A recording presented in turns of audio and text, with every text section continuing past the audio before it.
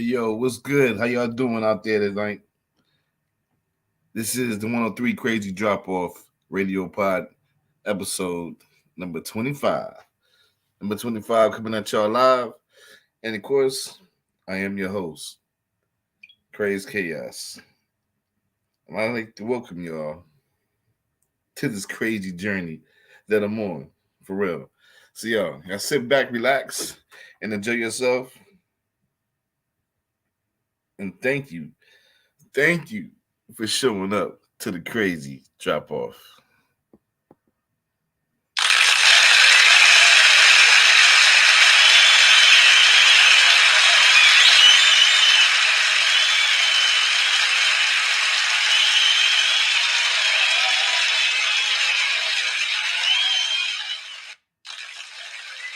Yes, yes, yes.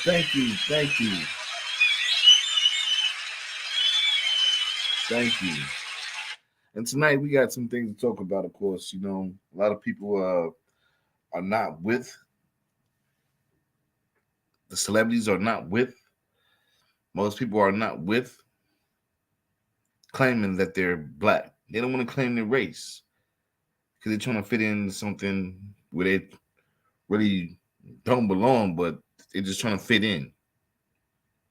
When I say fit in, they want to get in somewhere where they feel comfortable, like the other race are comfortable with each other and whatever weird things that they're doing, the groups that they're into, the things that they do at these places, of course, in Hollywood. I'm talking about. Talk about Hollywood, and sometimes even out here in the reality of the world that we walk in and wake up to and go to work every day. You got people that feel they're not a part of something. Well, there's no way in hell that I'm gonna fucking renounce my race. It's not gonna happen. I'm not gonna give it up so I can get in to fit in with that crowd. They don't accept me, okay, so be it. It is what it is. So what I want to share with y'all today is a couple gems, you know what I mean? Some gems that's very important that's going on in the industry. Let's do the damn thing. We have famous comedian Dave Chappelle supposedly explaining why Jay-Z and Diddy want to kill Kanye West. That's a very bold title. So let's give it a watch. The industry is a monster. Is akin to killing him. Because this industry is a monster. It's the same monster that these Me Too bitches was trying to tell you about. But they hate the monster for how it fucks. And I hate that monster for how it eats. I denounce anti-Semitism in all its forms. And I stand with my friends in the Jewish community. And that, Kanye, is how you buy yourself some time. Listen, okay, I don't think Kanye is crazy at all. I think he's possibly not well. Comedian Dave Chappelle has just made some pretty startling claims about the entertainment industry's purported plan to undermine rapper Kanye West. Dave Chappelle believes that Hollywood's upper class might be conspiring against West, and he's the only person willing to speak up about it. Chappelle's recent interview has caused quite the stir in the entertainment industry, with some wondering if his accusations hold any water. As it would appear, there's a lot more to these claims than meet the eye, so I'd stay tuned if I were you. What is happening in Hollywood that a guy that tough will be on the street waving a gun, screaming, "They are trying to kill me"? Now we all remember that. We all remember Chappelle came out with that at the questionnaire, the actors questionnaire, and he was talking about actually Martin Lawrence. When Martin was going through his rant and everything, people thought he was crazy and everything, and he had to sit down for a while. Martin sat down for a long time, but he was referring to Martin when he said that. So the industry, okay, we know about the industry. We worried up on the industry so far, right? Gang, not gang, fam. We worried up on the industry for real, fam. We good on that. But we know it's some more strenuously things that's also just tying not to the ignorance of bliss from the own person that's carrying the body and that's walking around doing these acts and doing these speeches and showing himself on screen. When we can see their color, Why would you want to be ashamed of your color? What are you going through? Are you bunny hopping? You bunny hopping? Is your bunny hop miss or mistress? Is she trying to get you to see that you're more than black? You're not even black. You're a special kind. Is that what your bunny hopper is telling you? Nah, we can't be having that. But we also know what the industry is trying to hold back. And Kanye West, who right now is the topic that we on. We know what the show is about, but it's all leading up to everything and one thing. Okay, people, so gotta listen. Dave Chappelle, a close friend of Kanye West, recently revealed that the rapper has been vocal about the questionable practices of certain powerful players in the entertainment industry. However, as we all know, challenging the establishment often leads to repercussions. Reportedly, Kanye's outspokenness has made him a target for these individuals who view him as a threat to their power and are willing to use unethical tactics to bring him down. Some influential figures even prefer silencing Kanye rather than allowing him to continue speaking out. Yeah, they don't like when people start speaking out. Maybe let's start with No, they don't like when people start speaking some out. drums. At all. Let me drag the pattern on a new track. Let's go for 8. And they try to cancel you, do all that extra Chappelle, stuff. a longtime member of the entertainment industry, has also shared startling insights into the inner workings of Hollywood elites. In an interview with Oprah Winfrey, Chappelle opened up about the pressure he faced early in his career and how some individuals attempted to use it to control him. His revelations have caused a stir worldwide. Trying to get me to take psychotic medication. Yeah, like I'm sitting around, I was stressed out, but the people that were telling me I was insane, I believe that they knew what was going on. It's widely known that Dave is an intelligent person, and he's been aware of these issues for a long time. As a result, he's been strategic in choosing which battles to fight. He has stated that he's witnessed some concerning events take place. Dave went on to explain that his personal experience taught him that the best way to protect himself from these malevolent people was to distance himself from them. He had witnessed firsthand how they would manipulate situations and even use incorrect diagnosis or medication to control people. Wow. Now, wow. Like before he said, wow. Think about it. They're trying to control me with medicine. They're trying to control me, trying to control my mind. They know I got a family to go home to. They want me to go home all woozy head and messed up and all belligerent or crazy. They want to see me messed up bad. And then once they give me the shit, I got to go ahead and get sober again. Then they got to get focused. Now get back in character. Man, all of that is a bunch of granny shit. The devil was busy, and the devil was alive. If you see through it, why even go to it? And you know what? Dave Chappelle, he was right. He got away from all that. They called him crazy. Said he was smoking crack. Said he was smoking crack. Straight out the pipe. Shit, they thought he was Tyrone for real. Nah, he ain't Tyrone for real. He just a smart black man for real. He a black man. Remember, one of my episodes state and it showed Tiny Lister sitting up there telling you that he wasn't putting on no dress. He said, no, that's for them. They can keep that. I'm not doing that. That's not me. Well, how many movies have you seen with black men in a dress? Even on Saturday Night Live, how many men you seen that's black, African American, in dresses? How many you seen with white people in dresses? They don't care. They think it's fun and it's fair. But they're going through a ritual too. They're going through something that you have to go through. See, we wore our dresses. Our ancestors wore dresses for a long time. Not literally, but you might as well say, yeah, we wore our punk stripes. They wore the punk stripes. It's called slavery, people. We've been through that. Ain't no cotton fields. This is a job. This is 2000 or something now. 1990 something now. Ain't nobody picking cotton. Ain't nobody saying, yes, master, I'll do it. If you want me to do it, I'll do it. Not unless you want to do it. You must want to do it. And you must not be aware of what's going on. But when you do it, How do you feel after you do it? That's the main thing. Do the damn thing.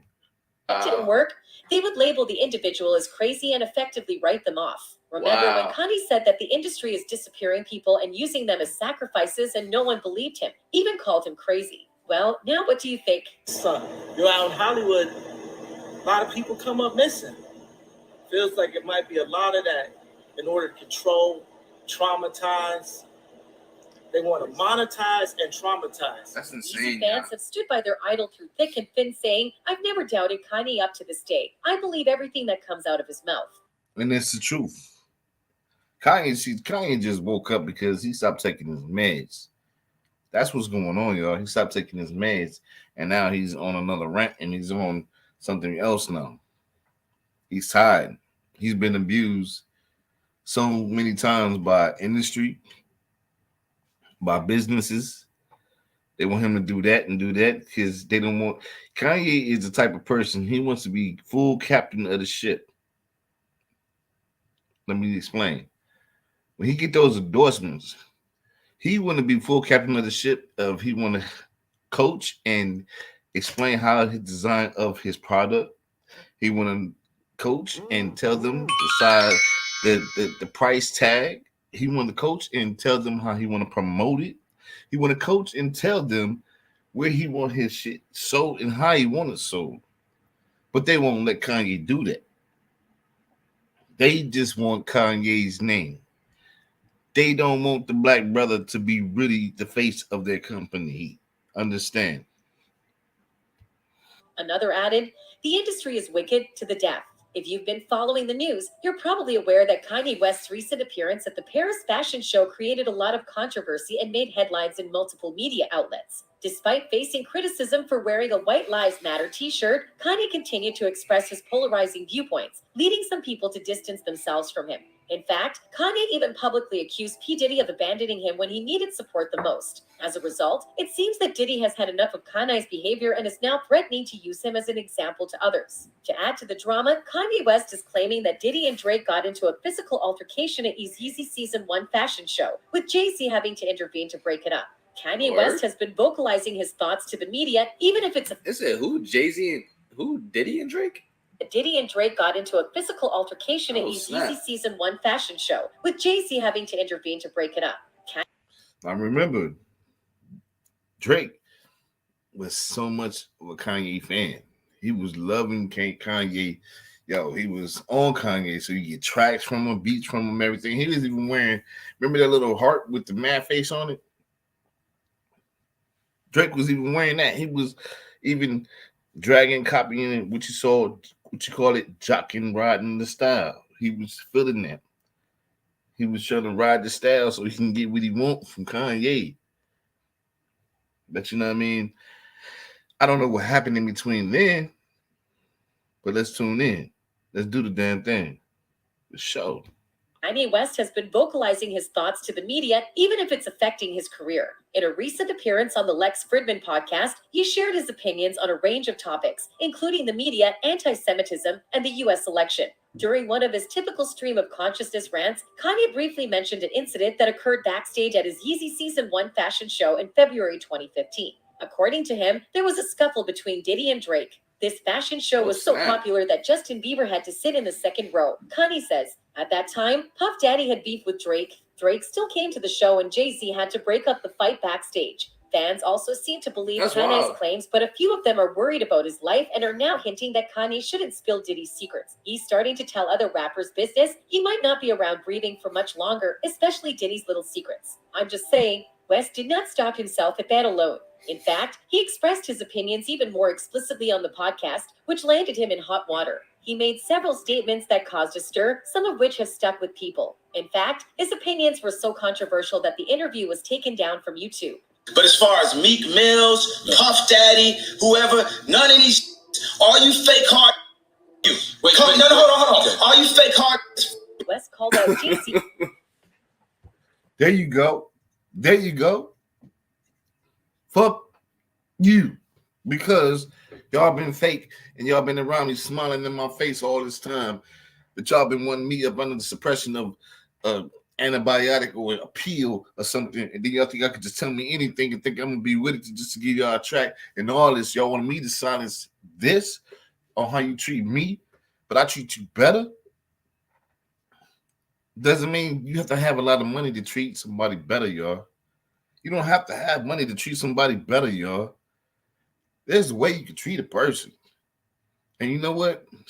A comment, advice, financial advice, word of advice, an experience of just time and just a listener is great. Is more valuable than money that takes a person, because you can go ahead and give a person a fish, but it's better if you teach me how to fish. You know what I mean? That I can do forever. You give me a fish, I'm gonna keep wanting to fish forever. Hey, you got a fish? You got a walleye? You got a perch? You got a bass? Do you even got a guppy? I need a guppy, man.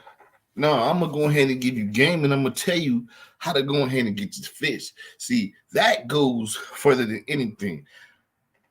Brother is bonding is strong, especially in the black community. We need bonding.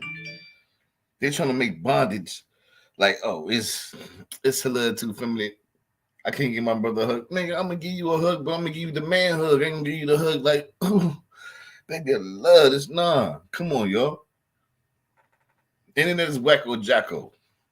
Right now, the industry is messed up. Even in the movies. This is not just the music, it's the movies also.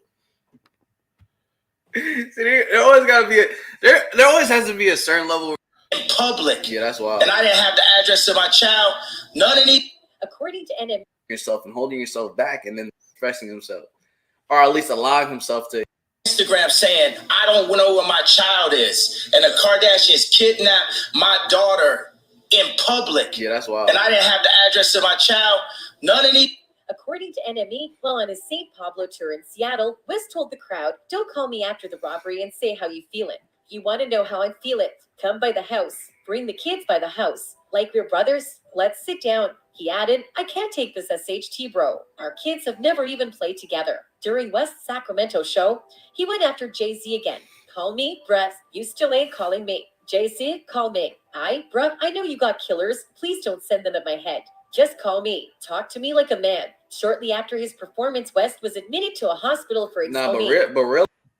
And I remember that. I remember that rant. Not seen it. Not seen the performance. It was everywhere, all over the internet. You know what I mean? Kanye West is woken up. Kanye West was already intelligent when he came into the game. When his mother was still alive before he snapped, and then he started acting like cuckoo, like One Who Flew Over the Cuckoo's Nest. Have you ever seen that movie? Watch that movie, One Who Flew Over the Cuckoo's Nest. I believe it's a Stephen King's movie. You know what I mean? With Jack Nicholson in it.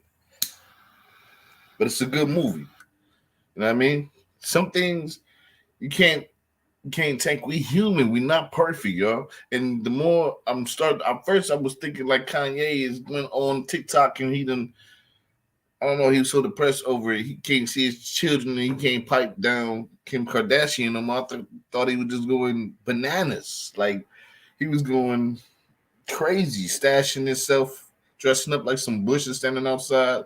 But nah, he wanted to see his kids.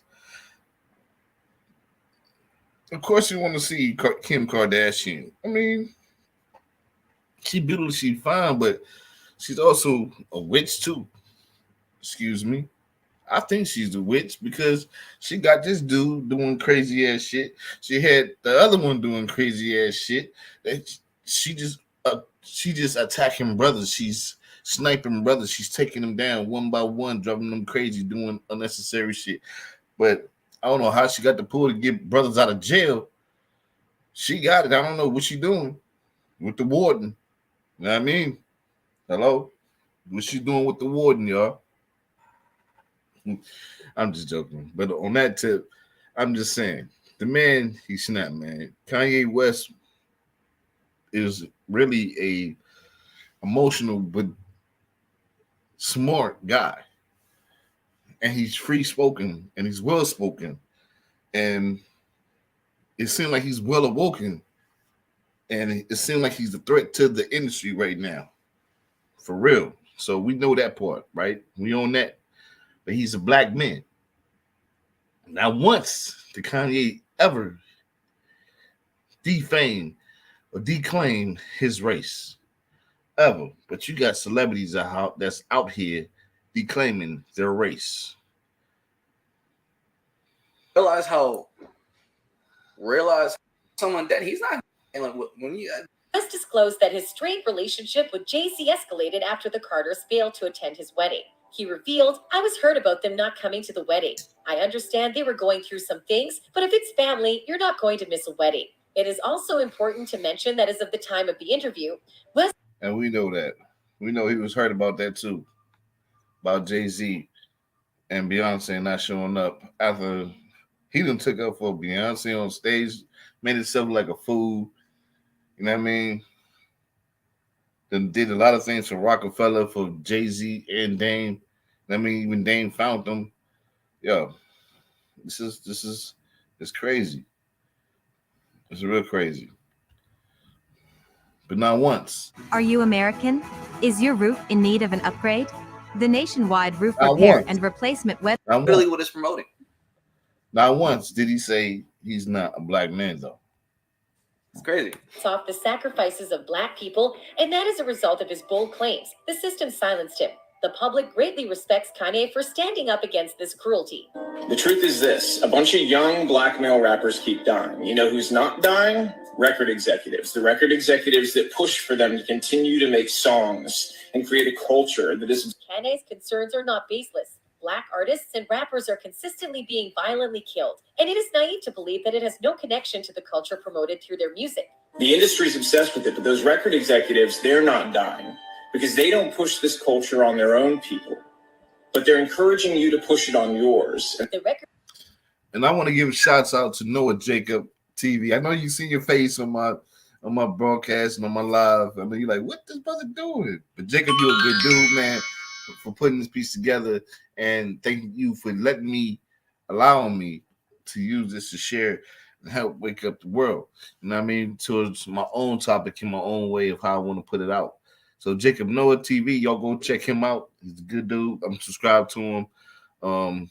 He got some gems. He got a couple gems. He got some things, some spiritual things that can help you if you look deep into it, and it just makes sense. So he's a good, pure guy, man. So Jacob, thank you. Noah Jacob, peace. Labels are the ones responsible for pushing young black men towards violence and drugs in order to profit from it. Not just one. They're promoting the red media is making money off of blacks being serial killers to each other. Also misogynistic. West has only been one of the few public figures to address the exploitation of black rappers by the media, despite the... Like it's gotten so bad, like within the black community specifically, that it's like it literally has young black men wanting to be rappers and drug dealers and killers. Like, you know what I'm saying? And they're proud about it. And even when I go on social media, there are girls even saying, yo, I want a drug dealer or street dude, you know what I'm saying, or a killer. That's how bad it's gone. And he's right. That's how bad it's gone. Number one, first of all, if your child isn't old enough to make their own money, they don't need a cell phone. Why are you getting them a cell phone? Why? Because their friends got a cell phone, because they rich family, or not even putting them in classes. There's a family of who got what money and what. But I ain't trying to keep up with the Joneses. I'm looking out for my child's safety. My child do not need to be on no social media platform at the age of 13. Now, when they can start earning their money and they go to work, then they can get whatever they want because they earned it. They learning of the value of, I earned this.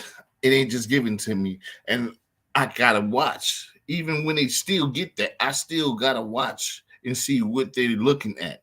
See, most of y'all parents is not looking at what your children are looking at on their phones. You're not going through the cache and looking what they're looking at.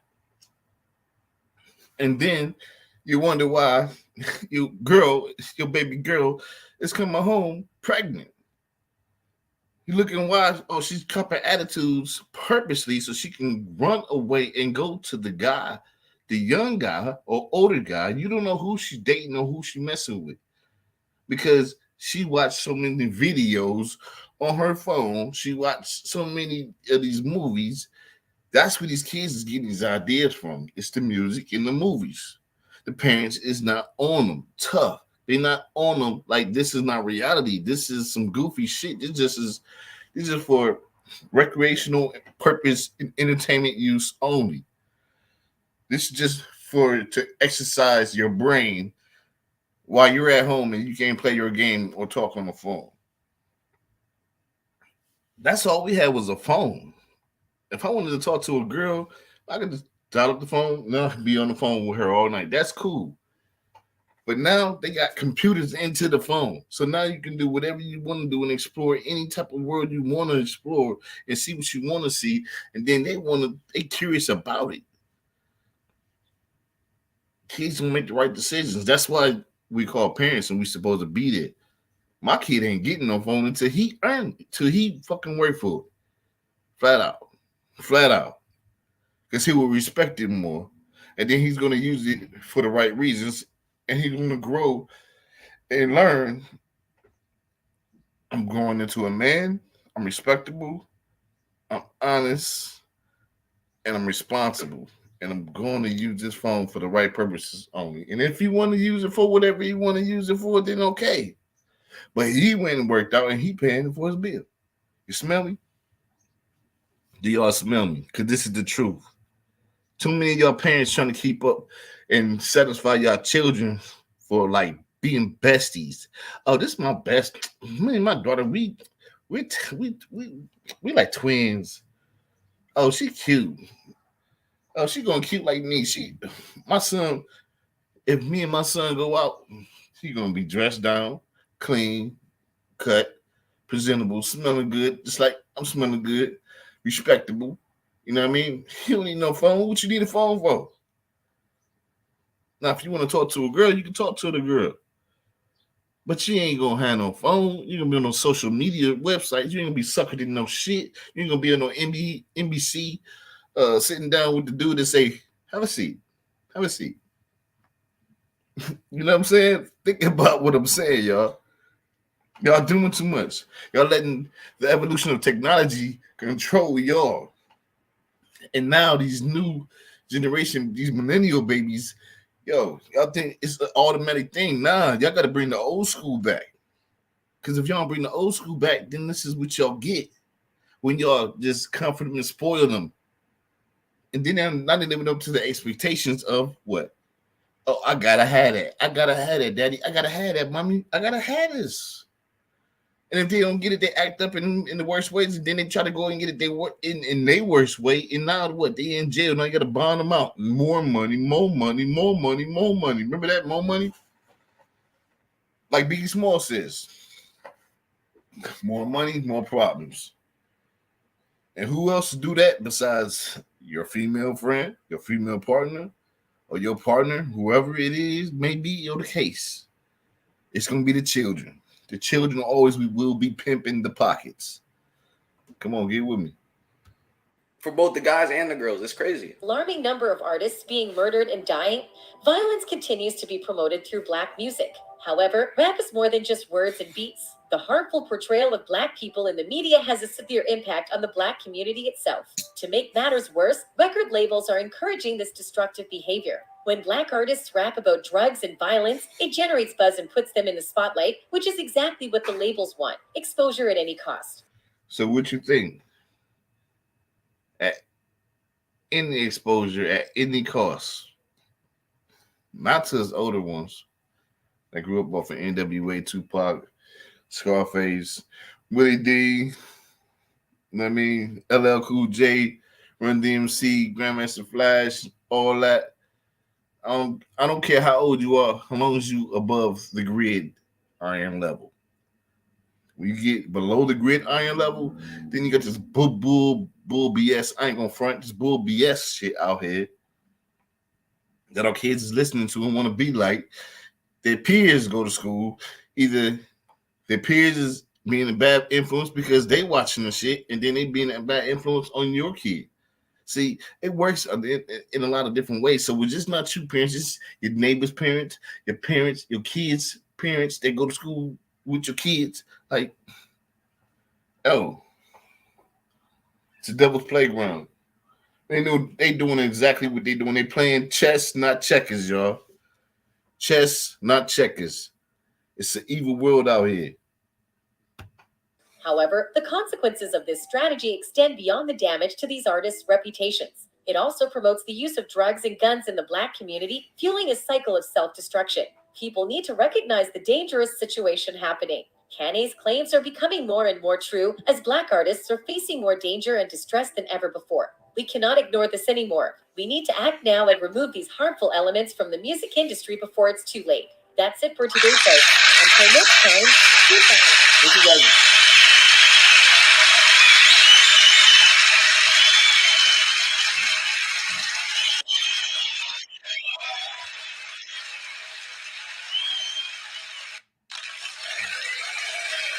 It's the truth, y'all. It's the truth. I mean, the truth is written and the truth is there. The truth is for you guys, for us. You know what I mean? And not one time, did Kanye West say, I ain't black. I'm million Caucasian, or I'm million black, or I'm million Asian, or I'm million no. I'm million Puerto Rico, though. You know? Nah, you're black.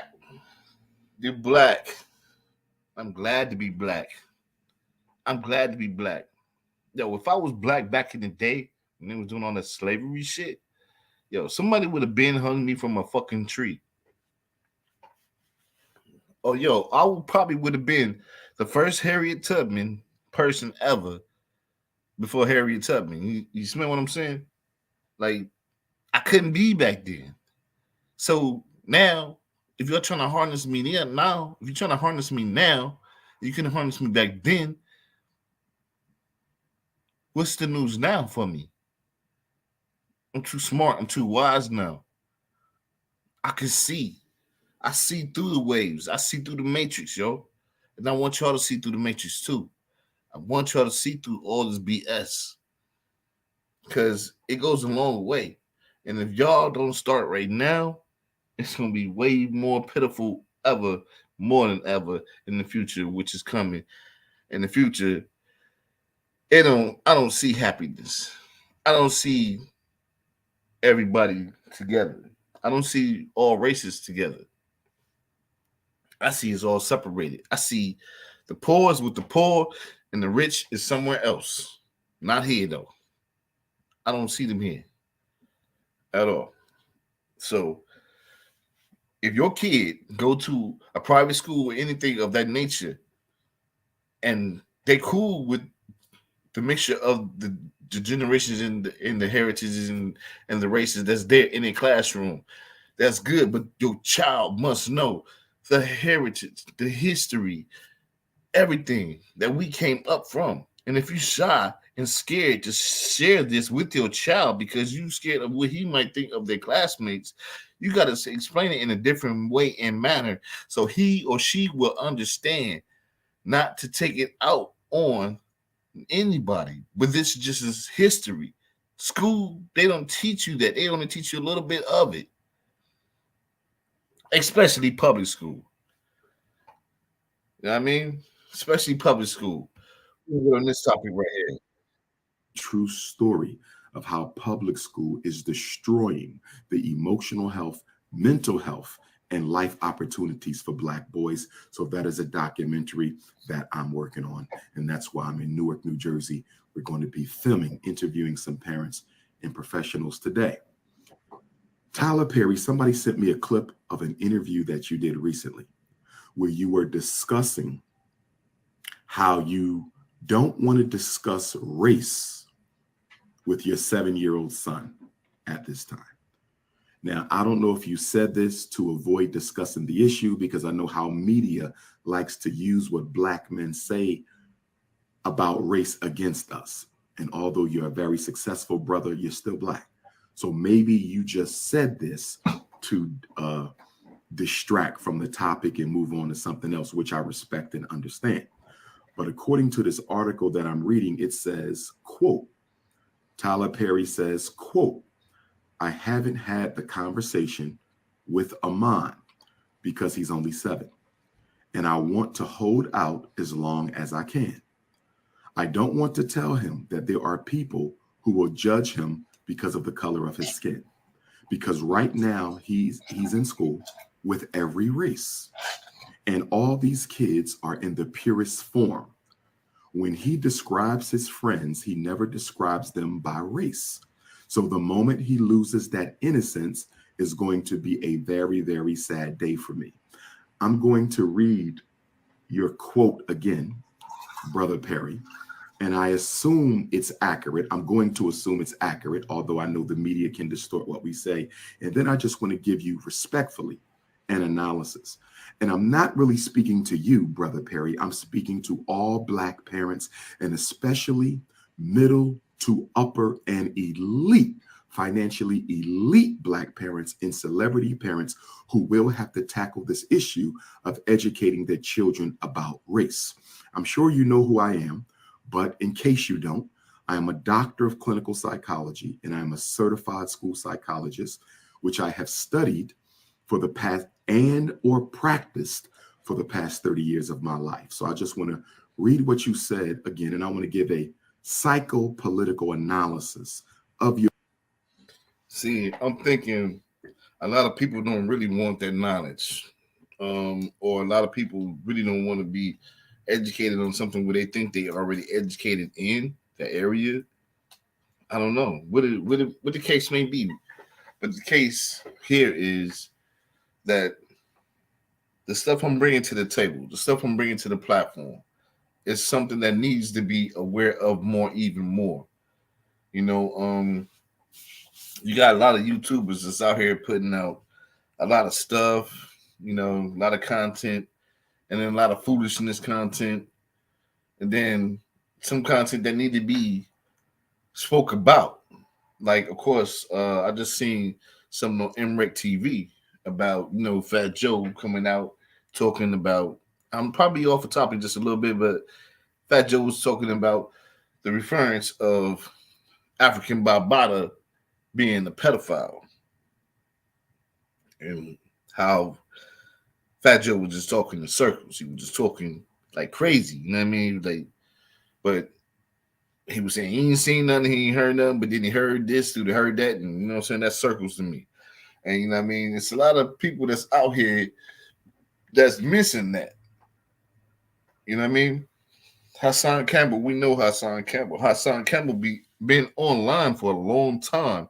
He's been a YouTuber for a long time talking about it. So ain't nobody else covered that topic. Everybody else thought he was a gimmick, he was a joke. But then they say, oh, they was covered in the topic, but they don't like it now when Fat Joe is talking about it. Basically, what I'm saying is they talking crazy. They talking themselves in a pit, and then they want to throw a match on in the pit with themselves and burn themselves. They don't even know they burning. Like, I can get more into it, but I'll do that later. But what I'm saying is, a lot of people are saying this and that on YouTube, but they're not talking about a lot of real ish that's going on. Entertainment is cool to talk about, but let's talk about some real things that's going on in our community. And pedophilia is a real thing. So shout out to MREC TV. MREC TV, what's up, man? It's your boy Krazy Chaos. It's the 103 Krazy Dropoff. There's a lot of dummies out there. It's a lot of fools out there. It's a lot of people that just run their mouth and chip. They fed up. A lot of people just fed up because they don't know what to do with themselves. They don't know nothing else better. So they want to pick on somebody smaller. I ain't got to pick on nobody smaller. I am the small guy. I'm the small guy with the big kahunas. You know what I mean? So at that, what this man is saying is you got to tell your child about race. and he's going to fill you in on most of it. We're not going to watch the whole thing of Dr. Umar, but if you don't know Dr. Umar, he just told you. He gave you his classifications of who he is. You know what I mean? He's a good man.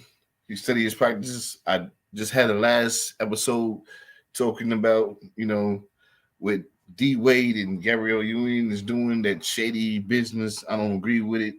That's devil play right there. And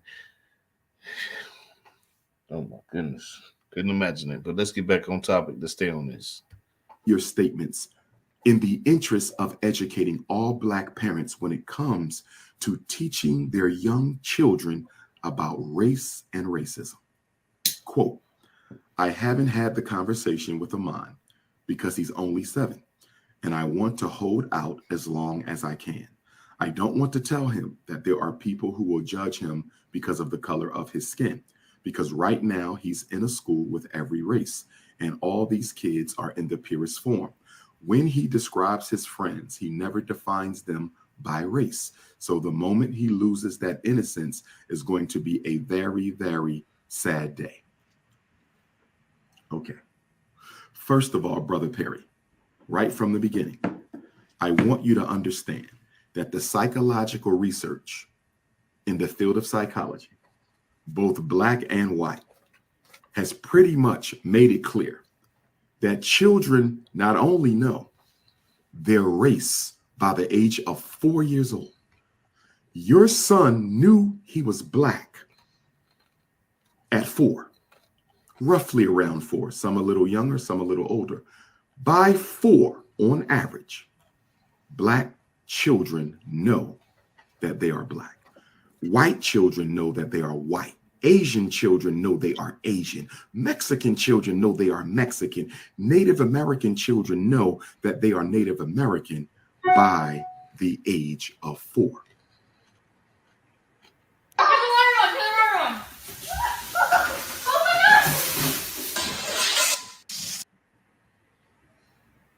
Not only do they know their race at the age of 4, Brother Perry, they also tend to know the level of respect and status their race has in the world by 4. Dr. Umar, I'm about to capitalize and rebuttal on what you're saying to him. I'm not saying that you not telling him the right shit, but what I do, I take my kids out with me in public, and I show them the attitudes and the racism of how a grown Black man is treated. And then I teach them right there on the spot. I let them know. Not all other races is like that, but did you just see how that happened? Did you just see what happened? Did you just see what happened? Did you see what happened? They do this all the time. I teach them on the spot, because if I just come out and tell them, yeah, this is what happened, they won't understand it. So I let them read books on Malcolm X, Martin Luther King. They learn about half of that of the schools that they go to. Right now, they're not going to a public school, but they're learning most of it. And I want them to know most of how a person is treated up front, close, on scenes, hands on, eyes on. They see everything. So Tyler Perry is not in the hood. Tyler Perry is in another neighborhood type setting. Pretty sure his kid's going to a private school or something like that. Very good educational school. So I'm not knocking you. I'm just agreeing with you. I'm agreeing with you. But in another aspect of a form, I like my kids to see hands on. So when I explain it, it's clear as day. And they see something wrong with it. Now, with your son, because you are a very financially successful man, he may not yet know the status of Black people in America. He might not yet know the status of Black people in the world. He may have been shielded from that, but I can assure you, your money has not shielded your son from knowing he is Black.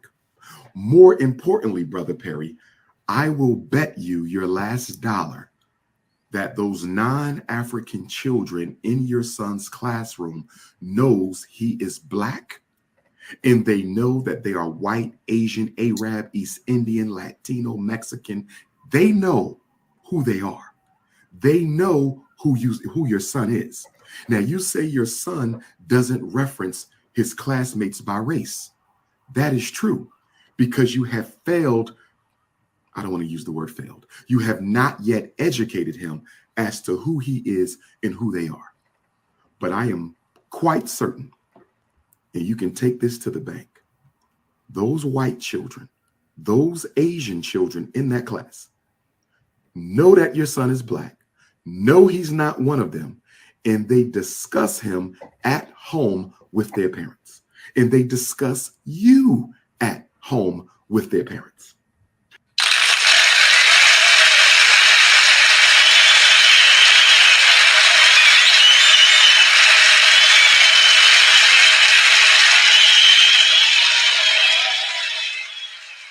Tyler Perry and all Black parents listening, rich, poor, middle class, upper class, elite, stop being afraid to indulge your young children in a conversation about race once they make it known to you that they understand that they are somehow different from other people. Dr. Umar's rule for introducing the education and concept of race to your children is based on when your child makes it clear to you that they know that they are different or that other children are different from them. When they come home and say, Daddy, what does being Black mean? What does white mean? Why am I a different color? It's now to talk about race. Because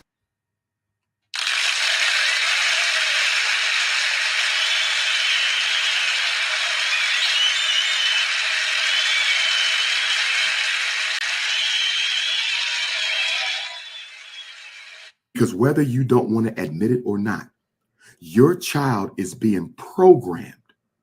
Your son, rich or poor, is being programmed about race in school. He's being programmed about race on the internet. He's being programmed about race on Twitter, Instagram, Facebook, Snapchat, TikTok. He's being programmed about race by his teacher, his tutor, his athletic coaches, his extracurricular activity coaches. He's being educated about race with every book he opens, every magazine he sees, every television show or commercial. You cannot hide race and racism from your child.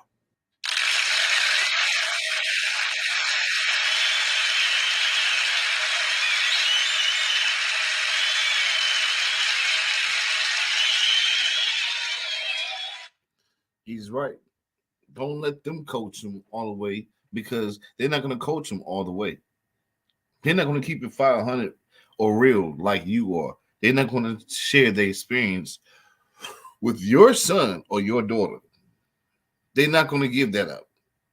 You know what I mean? They're not going to share that moment of time when something happened to them, because they're going to look over. They're going to look it over and say, first of all, this is not my son. It's not my child. I'm not going to go that deep. I'm not going to bring the strangers or harm to their little precious minds. Let's get in it.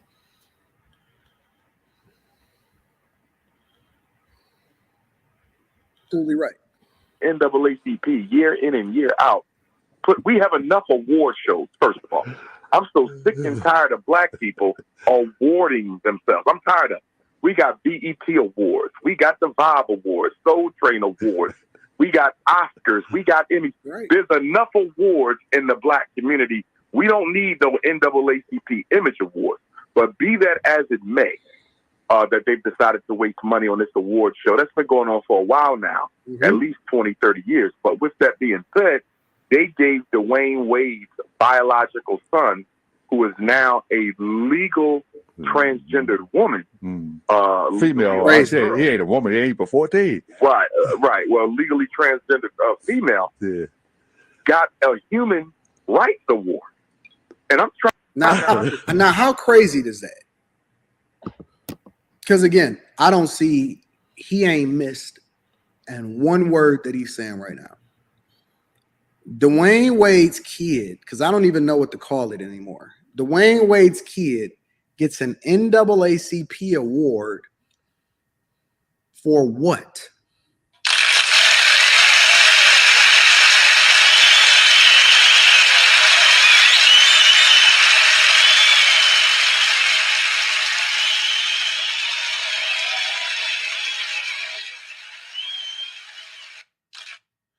What does Dwayne Wade's son get a reward for?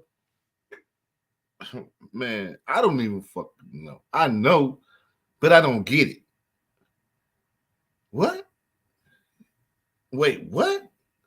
Who are you? And first of all, your parents was wrong for even doing that.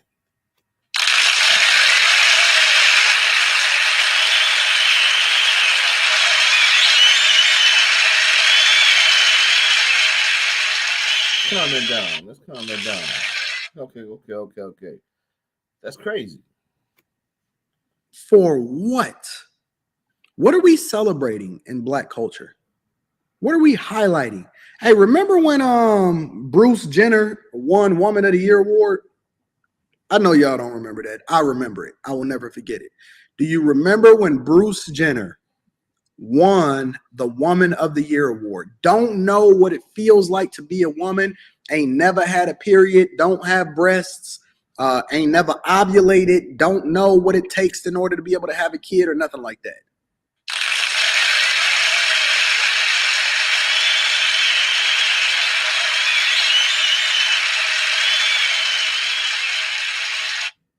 Because I love my women. I don't like hyenas.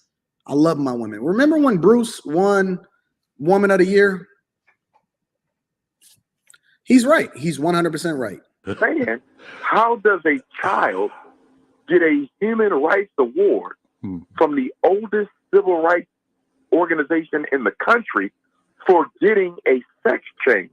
Which, in my opinion, no child is supposed to be making a permanent lifelong decision during their childhood.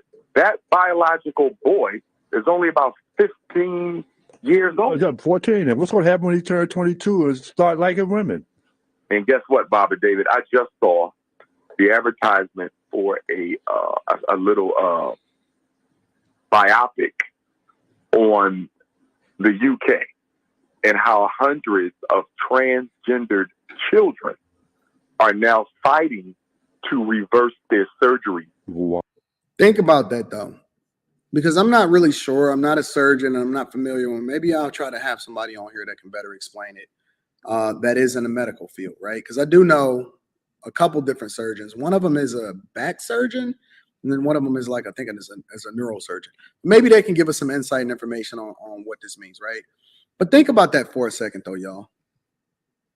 You have people that basically at an age in which their brain isn't even fully developed, and a parents actually advocated on behalf of them, making a decision, a permanent decision to do something that's not necessarily reversible.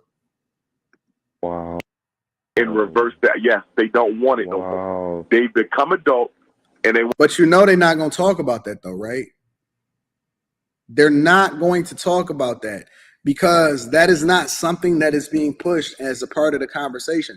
See, usually if somebody is coming in conversation in truth, what they'll do is they'll give you both sides of the story. They'll give you the good and they'll give you the bad. They'll give you the issues and they'll give you the problems. But very rarely do people actually give you the whole truth because it doesn't fit as a part of the agenda. And so what you see happening today is very much an agenda, and you know it's an agenda because it's not being highlighted on both sides of the conversation. He is Dr. Umar Johnson, for all of the smoke that I give him on a regular basis, I got to be objective in saying that he ain't missed. He has not missed one time as a part of this conversation. It's just a fact.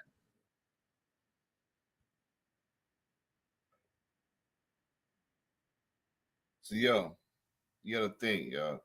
Like, Umar is right. He's very right. And is not even cool. For real. It's not good. I mean, something got to be done about it.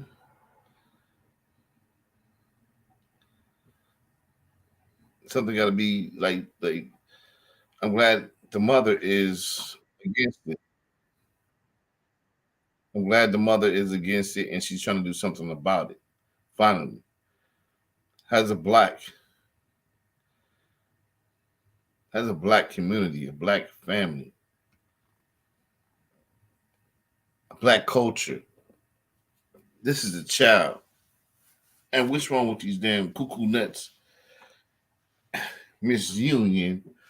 Heard of the funny thing, she bougie, she doing something, man. She's been in no damn major movie in, I don't know, umpteen years. And then Cuckoo, Mr. Fruit Juice Box, Mr. Wade. What the hell is y'all thinking, man? What are you trying to do? Are you trying to help the agenda to get rid of the black species? Are you giving a child the right to do this and they don't even have the right to drink and have a driver's license and none of that? You're backwards, man. You're trying to live your life through this child at an early age, and you're gonna mess that boy up because he's gonna grow up 6'5", tall, big hands, all that. He's gonna look weird. And ain't nobody gonna really wanna mess with him but another weird doe, of course. And that child can go through certain things trying to get it reversed because they made a mistake. Didn't really know about life, didn't even try to figure life out, didn't even pursue life past 15, 16 as a boy, and you about to mess them all up.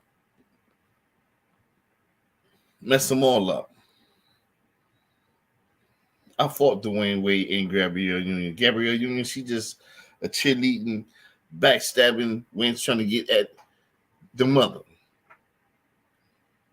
And she's egging Dwayne on. She ain't got no, man, she is not a representative of a strong black woman to me. No, she's not a strong representative for a black woman to me. I said it. I'm sorry. It is what it is. That's crazy. You're going to take away that child's manhood, boyhood? It's so sad. It's so sick. And she's rooting it on, and Dwayne Wade ain't woke up like, because I guess he fruity tooty because he liked to put him on dresses when he was young. Dwayne Wade got some skeletons in his closet, how he treated the people that raised him when he went knocking on their doorstep and the mother that took him in. And then to rekindle and reunite, he had like he didn't even know one of the brothers that he lived in the same house with. Shame on you, Dwayne. Shame on you. Let's get into this.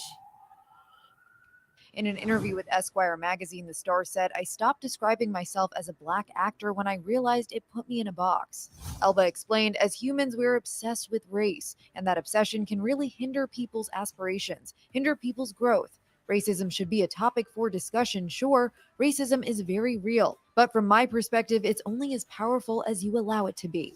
The actor said that he gets asked a lot if he's experienced racism, which he clarified that he has, but that he doesn't go to my black friends in conversation and ask them to tell me about racism. When talking about why he chose a career in entertainment, the prolific actor explained that he didn't become an actor because I didn't see black people doing it and I wanted to change that. I did it because I thought that's a great profession and I could do a good job at it. Elba continued, "As you get up the ladder, you get asked what it's like to be the first black to do this or that. Well, it's the same as it would be if I were white. It's the first time for me. I don't want to be the first black, I'm the first Idris." As for representation in Hollywood, he said he, in many cases, is the first to look like him to do a certain thing. That's good. To leave is part of my legacy so that other people, black kids, but also white kids growing up in the circumstances I grew up in, are able to see there was a kid who came from Canning Town who ended up doing what I do. It can be done. Even the great Denzel Washington, even Sidney Poitier, the great Sidney Poitier, admitted that their race affected the roles they were offered. So how can your race not affect the roles that you are offered, Idris Elba? Whose backside are you kissing, my brother?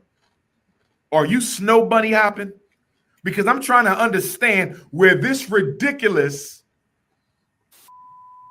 brothers and sisters, this lesson that I'm going to give you right now, I want to talk about the Idris Elba effect.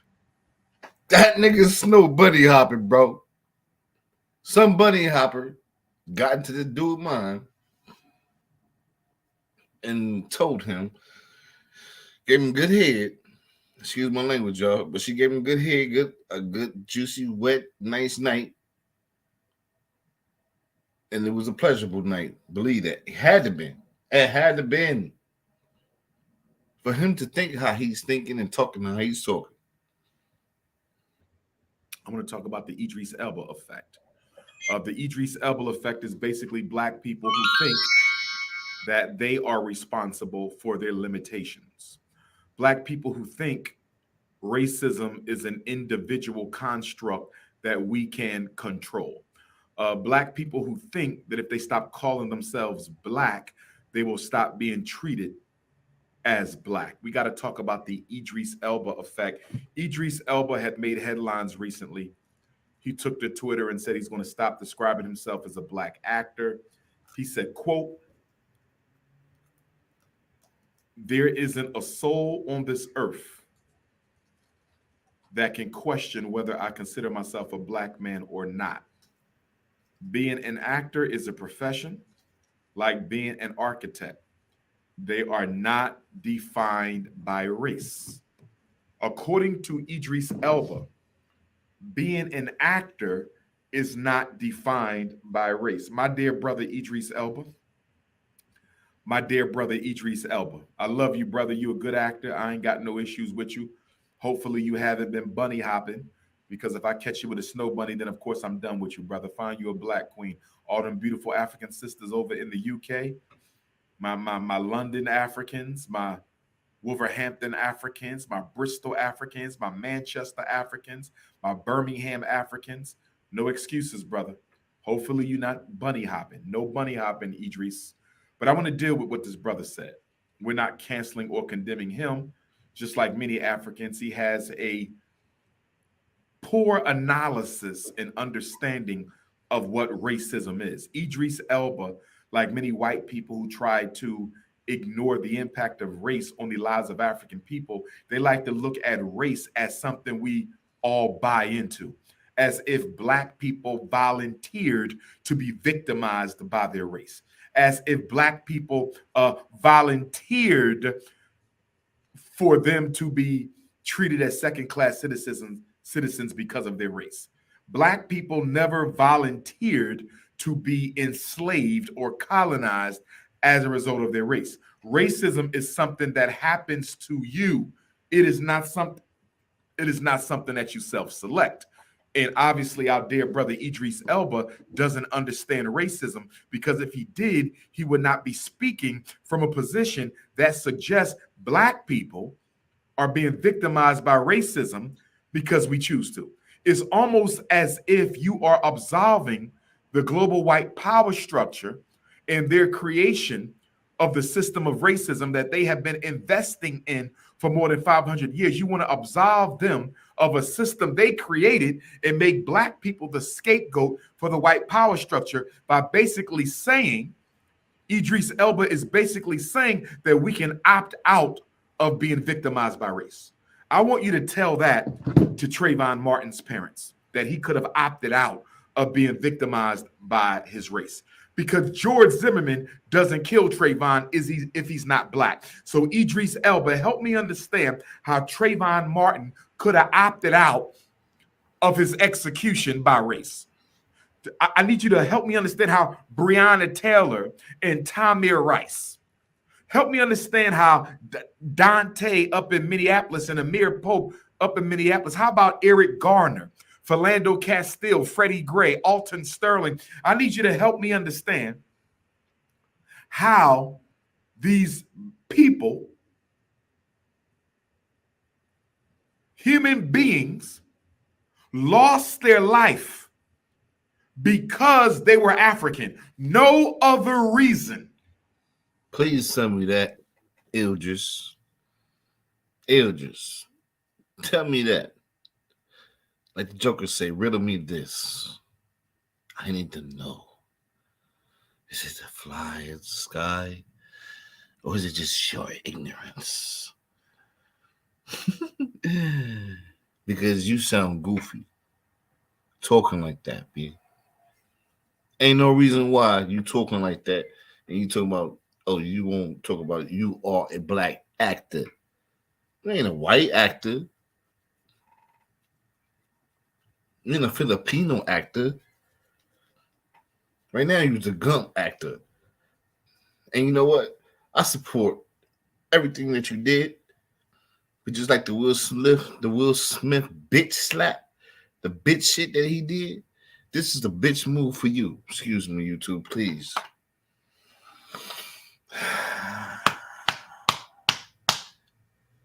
This is crazy.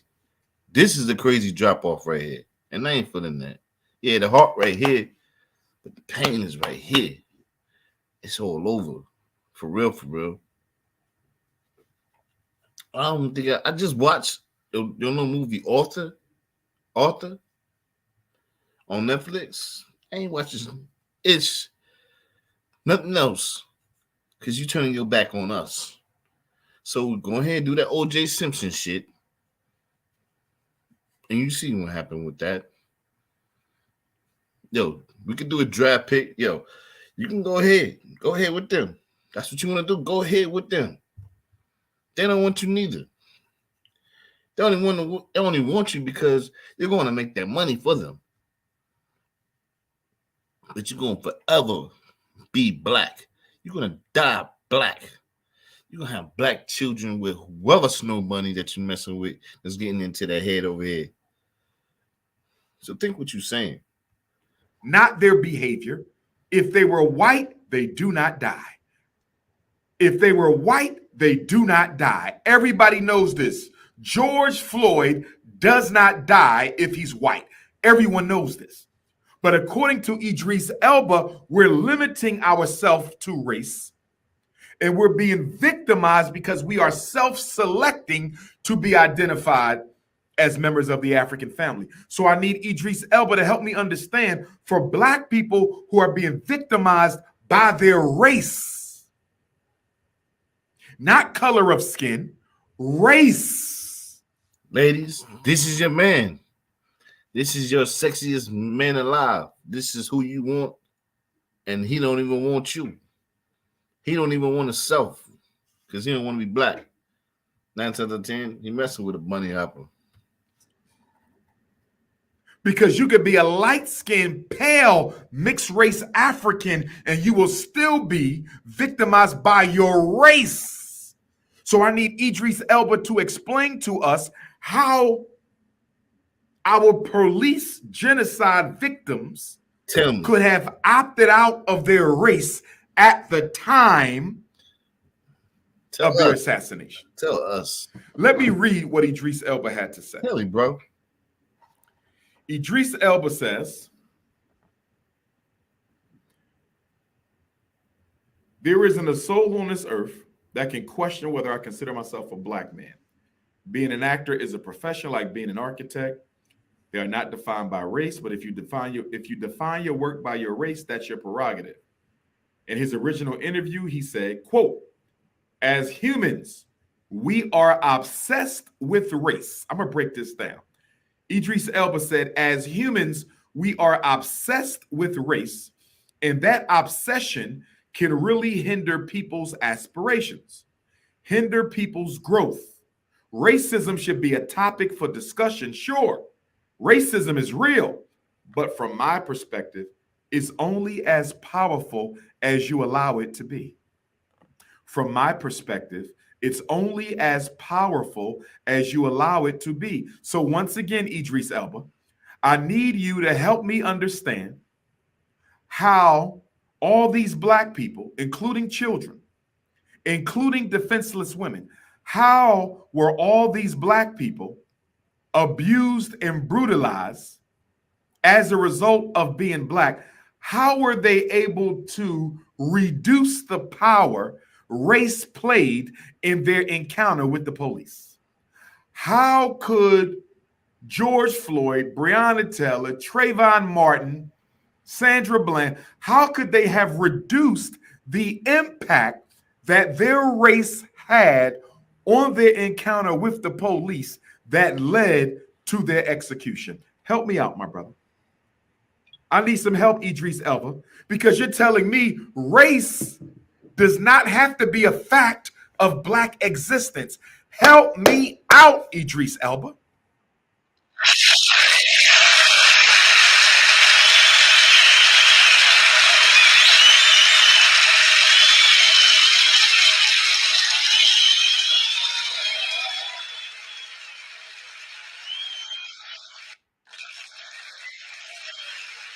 Favorite child actors. We'll also be looking at where these famous child actors are and what they're doing right now. Before we get started, here's a black card. It's a gift we give to all of our people to prove you're really one of us. Each one of you has one to begin this video. If you know at least 7 of these actors, you get to keep it. But if you watch this whole video and you don't know at least 7, we'll have to revoke it. Let's get into it. Number 14, Zelda Harris. The first actor on this list is Zelda Harris. If you were in front of the TV around the early 90s, you'd certainly remember her as the quick-witted and passionate protagonist, Troy, the boy, in Spike Lee's Crooklyn. Zelda Harris was born on the 17th of February, 1985, and started acting at the age of 3. She was born in New York City to Karen and Philip Harris, and has a sister, Kenya. Harris was a brilliant little girl and was able to get her first acting role by beating more than 1,000 other children who had also auditioned for the role of Troy Carmichael in Spike Lee's Crooklyn. She became instantly famous for this role and then later went on to take other roles, such as Jessie Ramsey in the 1995 movie The Babysitter's Club. Since her role in Crooklyn, she has won many awards and also appeared in several other TV shows like Law & Order, The Piano Lesson, Second Noah, Clover, and many others. Taking a break from acting, she went on to graduate from Princeton University with a Bachelor of Arts, and then got her master's from UCLA. Apart from being a brilliant actor, Zelda is also a terrific tennis player, pianist, and singer. As of 2022, she is working as a teacher and also leads the music group Zelda and the Lolos. Her group enjoys invitations and gives out impressive performances in different spots in California. Number 13, Brandon Hammond. Brandon is another former child actor that caught the admiration of TV viewers with his impeccable acting style and several other TV roles. He was born on February 6, 1984, and appeared in several roles at a very young age, especially in the early 90s. He appeared in the feature films of the early 90s, such as Waiting to Exhale, Mars Attacks, and Soul Food. Brandon's brilliant performance in Soul Food won him the NAACP Image Award. He also enjoyed major success on television shows, such as the Western series Dr. Quinn, Medicine Woman from 1996 to 1998, and then the sitcom The Gregory Hines Show. His impressive performance in his role in Gregory Hines won him the Young Artist Award in 1998. We could say that he was a talented young child. Hammond did also get a lot of support from his mother, Alpharetta Williams. She served as his manager and also helped him polish his performance in most of his acting roles. He started acting at the age of 6 and appeared in several commercials for big brands, such as Chevrolet. His first film role was Menace to Society, in which he played the role of a younger version of the main character, Kane. He also appeared in other movies, such as Strange Days and Waiting to Exhale, which were both released in 1995. Hammond appeared in another movie in 1996, in which he played Sean Rayburn, the fan.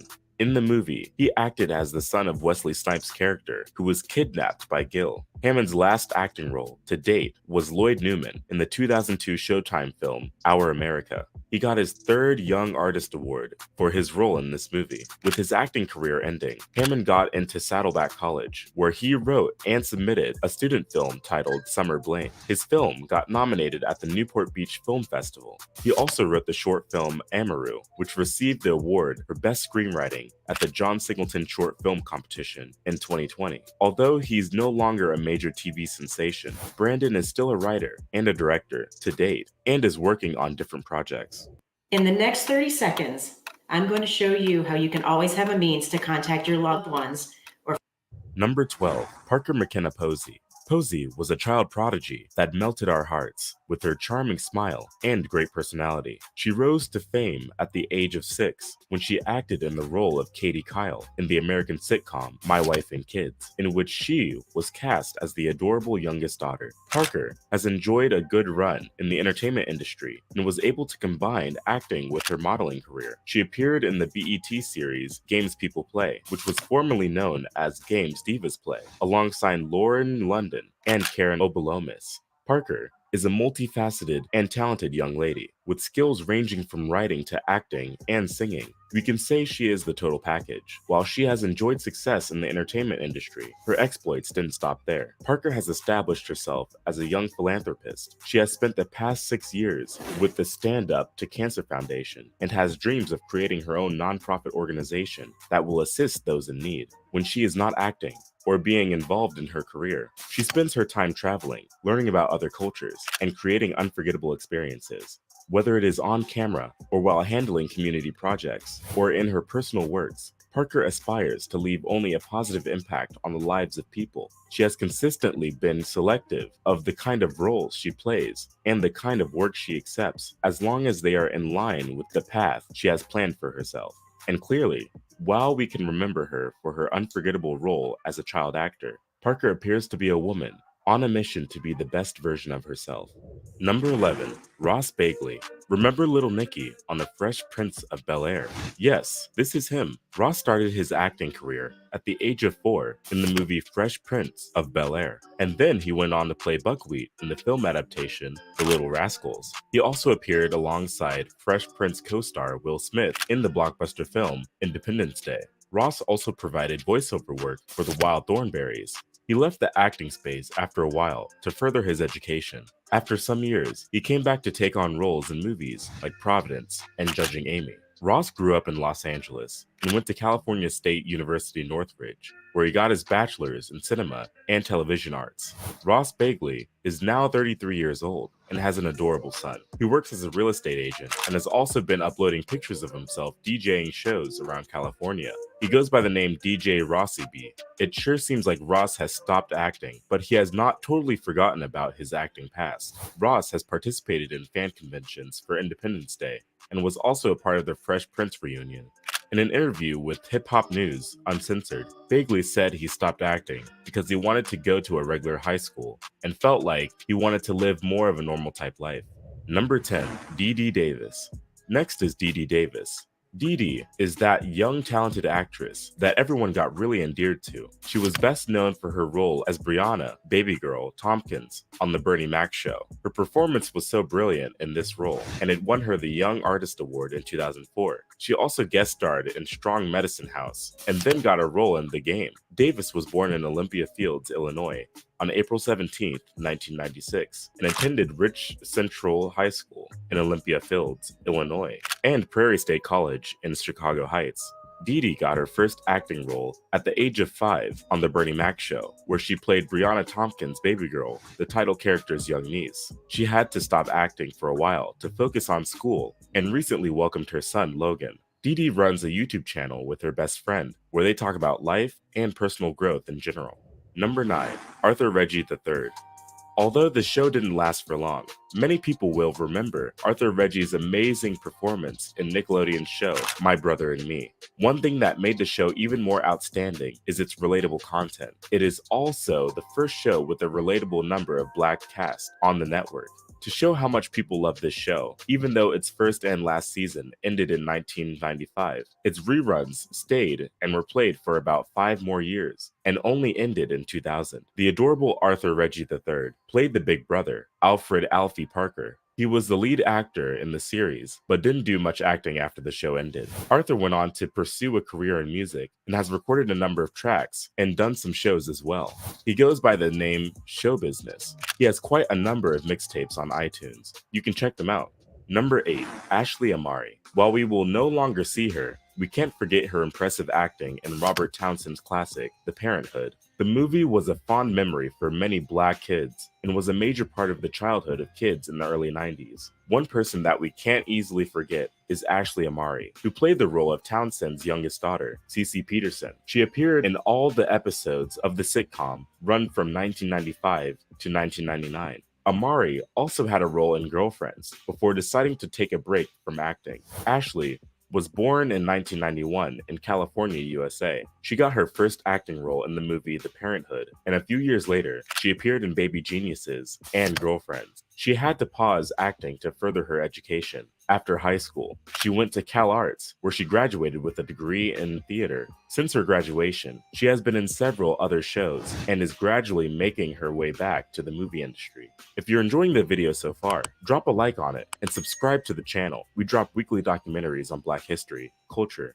and excellence. Number 7. Noah Gray KB. We will remember Noah for his role in movies like My Wife and Kids. Acting alongside Posey, Gray KB was born in 1995 and made his feature film debut as Joey Dury in Lady in the Water. Gray KB started his career in television in 2001 at the age of 6. He first appeared on My Wife and Kids and played the role of Franklin Aloysius Mumford. After appearing in the ABC comedy, he successfully transitioned to an adult actor and appeared in several roles in other interesting movies, such as Heroes and its spinoff, Heroes Reborn. Recently, KB had a major role in the CBS medical drama Code Black. Gray KB has also featured in several other movie roles. He was in Grey's Anatomy, CSI Miami, and Ghost Whisperer. KB is now set to appear in Pretty Little Liars, The Perfectionists. Apart from acting, Gray KB also started a music career at a very young age, producing a music record with his family and featuring in several music videos.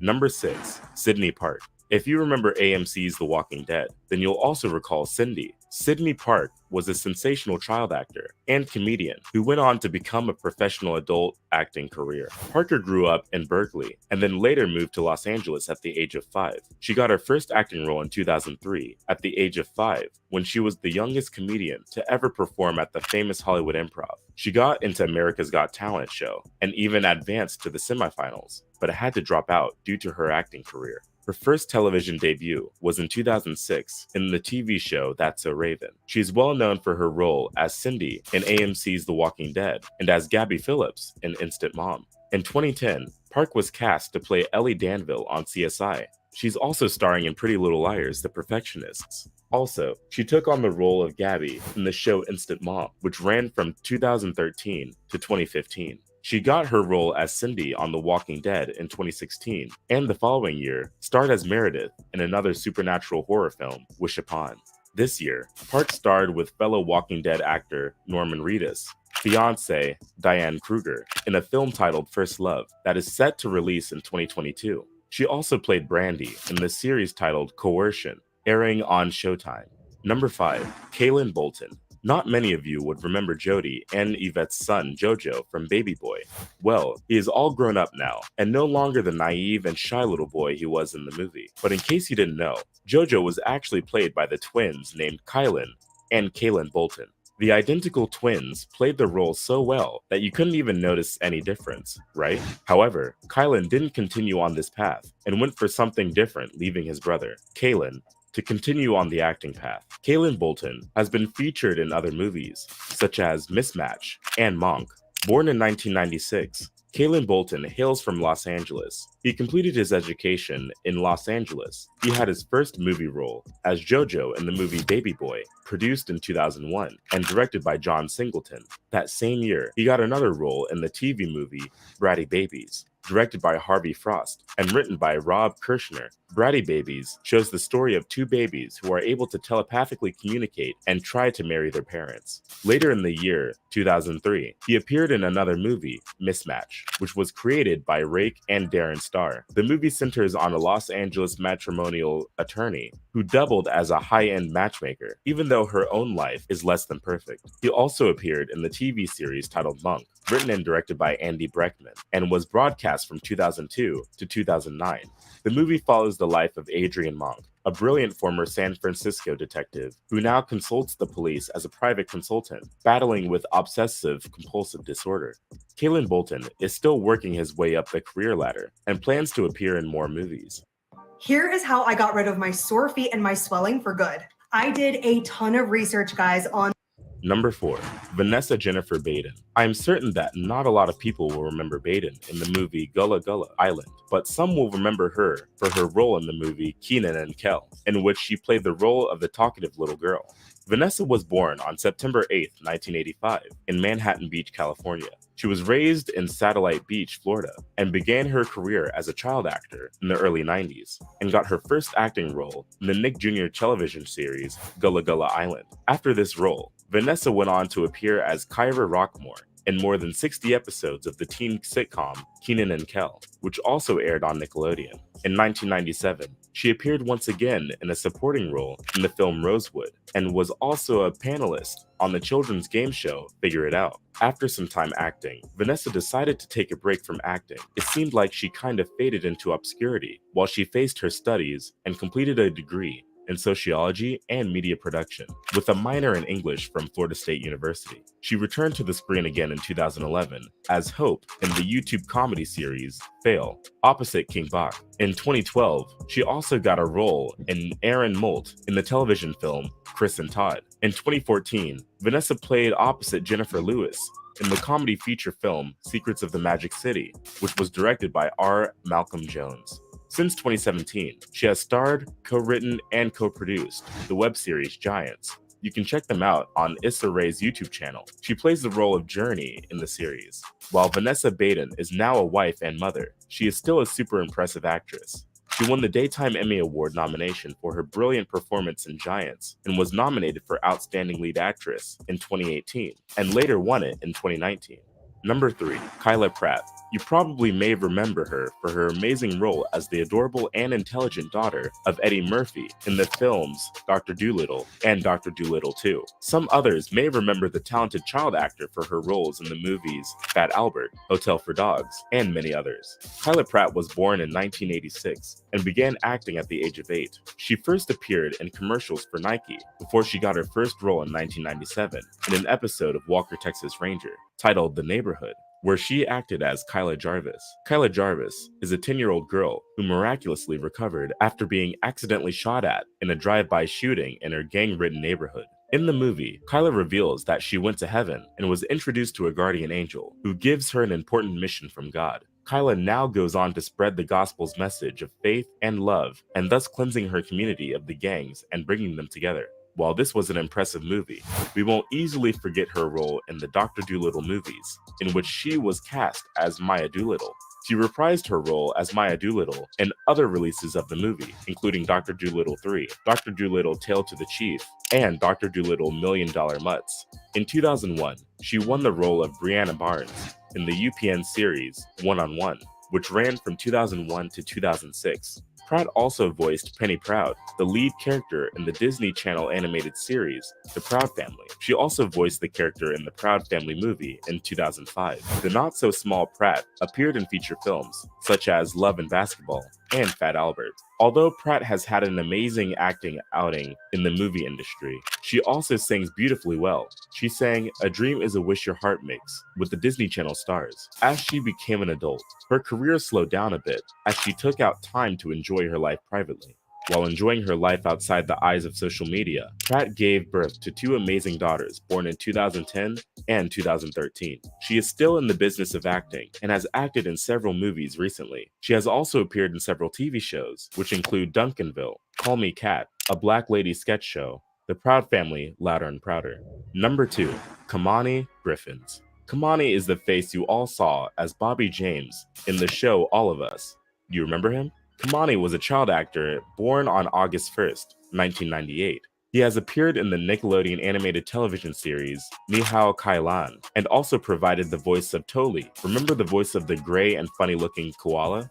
Yes, that's Kamani's voice. In 2003, at the age of 5, He starred as Ben Hinton in Daddy Daycare, in which he played the son of Eddie Murphy. In the same year, he was cast to play the role of Bobby in the comedy show All of Us. His acting in these roles was impeccable, and he has since then appeared in other series, such as ER, Without a Trace, and Entourage, in guest roles. Kamani has also enjoyed bigger roles on TV shows, namely Ni Hao Kai Lan and Carpoolers.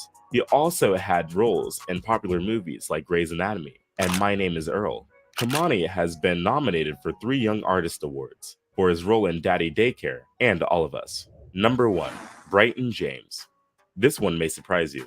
When the cast of the Family Matters show got together for a little reunion, the presence of the youngest family member really got most of them surprised, as clearly he was no longer the small cute kid that he used to be. Bryton James appeared as Little Richie Crawford on the ABC-CBS sitcom Family Matters, which aired between 1990 and 1997, with more than 200 episodes. He has also portrayed Devin Hamilton on the CBS soap opera The Young and the Restless since June 2004. He won the 2007 Daytime Emmy Award for Outstanding Young Actor in a Drama Series, and even got nominated for the same awards in 2006 and 2008. Bryton was again nominated for the NAACP Image Award for Outstanding Actor in a Daytime Drama Series from 2005 through 2008. He won the award in 2009.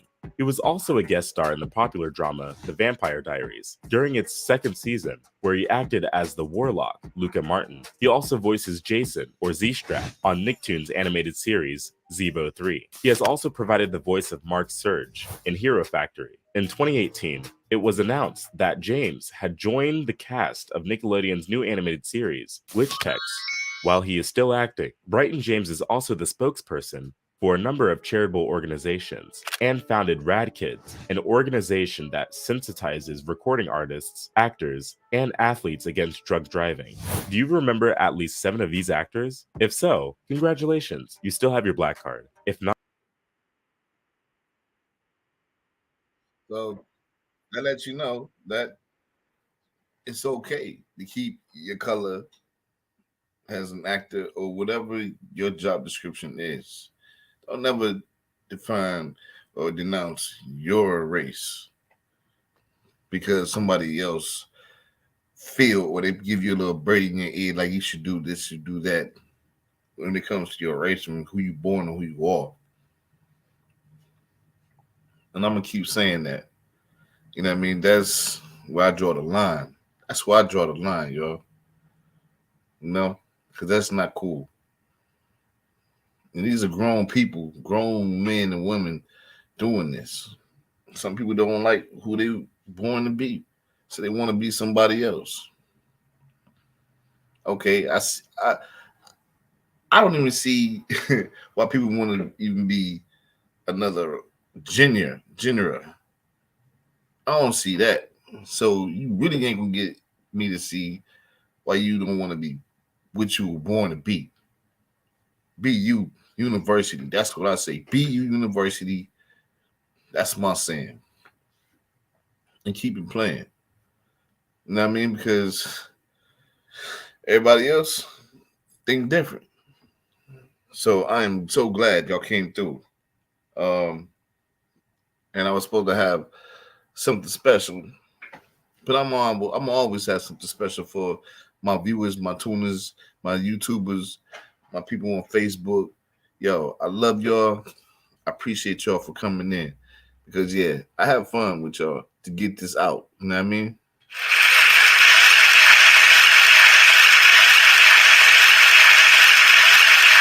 I thank you.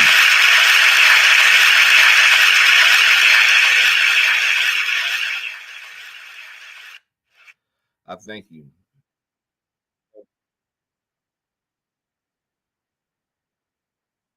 I thank y'all so much. But you know what I'm saying?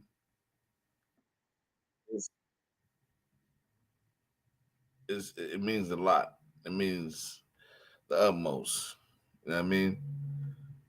So as I take this out, can I get another standing ovation?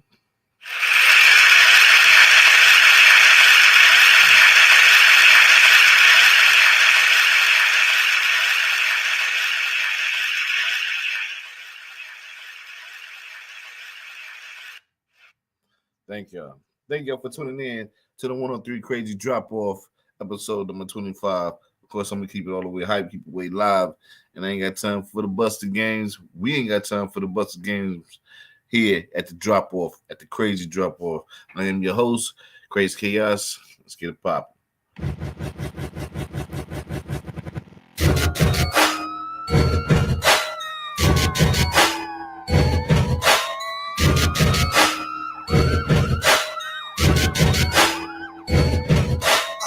So y'all know, they don't joke.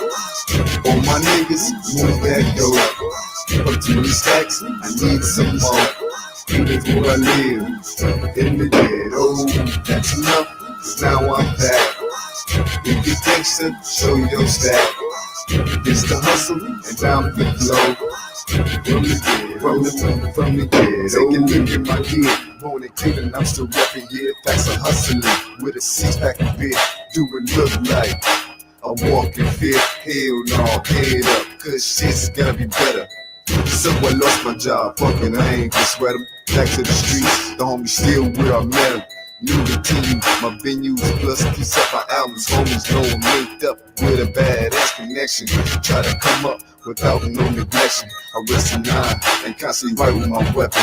Focus on the game.